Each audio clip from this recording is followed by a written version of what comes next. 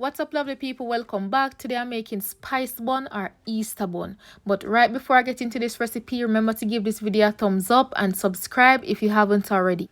So what I'm going to do first is to combine all my wet ingredients. Now instead of the usual alcohol used in this recipe, I'm using Malta.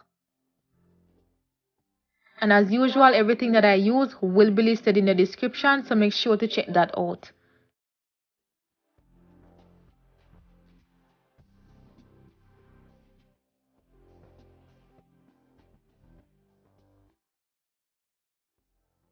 As the egg replacer, I'm using unsweetened applesauce.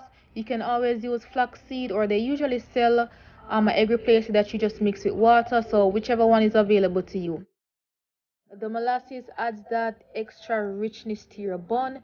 I'm also going to add some browning, which is just going to give this a bit more color. If you don't have browning, because I know some people have reached out to me asking for a browning substitution, if you don't have browning, you can omit it. You can always add a bit more molasses just to get to that desired color. All right.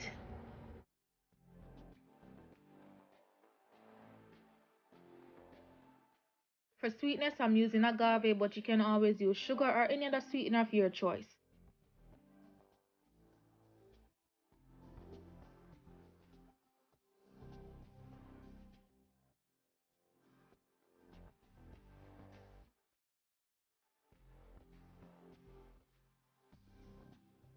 That's it for the wet ingredients. So once you're done, set it aside. Let's move on to the dry ingredients.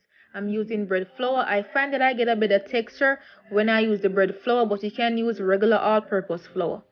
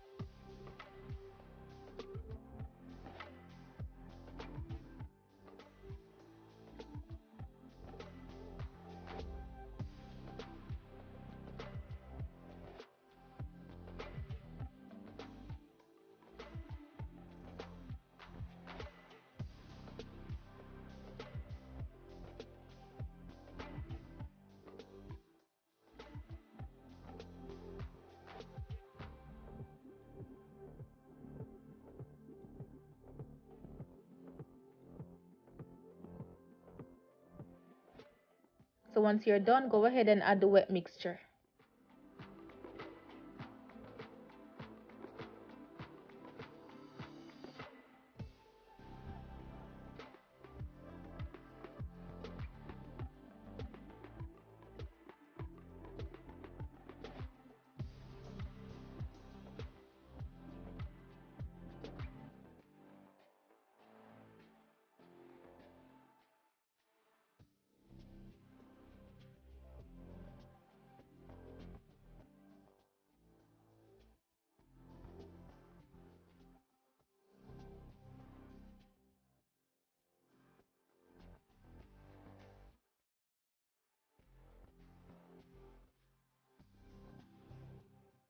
So here I'm adding some raisins. You can also add mixed peels and cherries if you have it.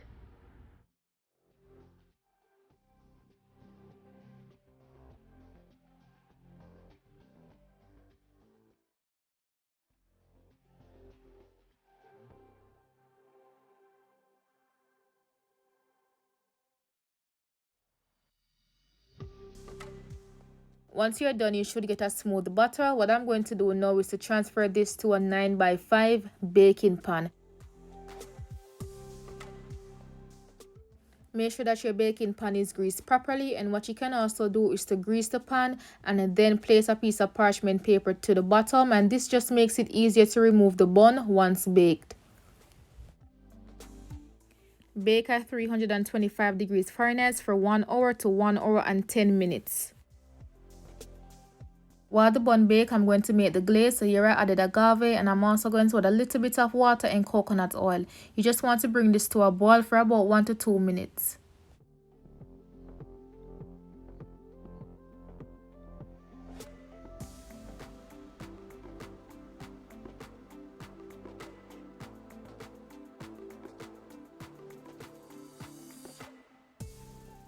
The second you remove your bun from the oven, go ahead and add the glaze.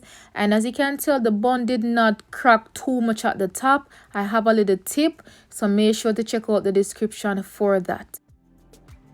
Before you go ahead and cut the bun, allow it to fully cool. You will get the best quality out of your bun once it's cool and all the flavors settled. Alright, so I ended up cutting my bun the next day. With each day that goes by, the bun tastes better and better, honestly.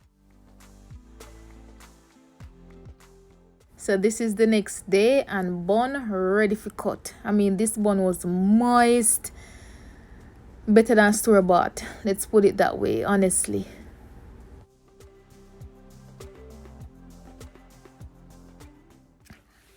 So for those who are not familiar with spice bun or Easter bun, it is mostly eaten with cheese and it's a delicious combo. However, I have yet to find a decent vegan block cheddar cheese, but what I do have is some sliced cheese and I'm going to make the best use of it.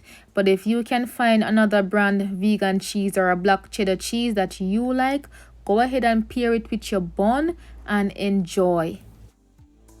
Thank you so much for watching. I hope you give this recipe a try. Let me know if you do. And until next time, bless upon yourself.